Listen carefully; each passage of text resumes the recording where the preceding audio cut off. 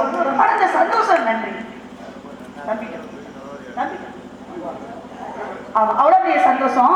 அந்த சந்தோஷத்தோட அவன் என்ன இவ இடையில ஏதோ ஒண்ணு பண்ண பாடலுக்காக அன்பு ரசிகர் நாடக ரசிகர் ஆமா அன்னார் அவர்கள் இங்கு வழியாக நடிக்கும் அருமையக்கா அனிதா அக்கா அவர்களுக்கு ரூபாய் 100 அன்பளித்துள்ளார். தம்பி அவர்களுக்கு மனமார்ந்த நன்றி கடன்.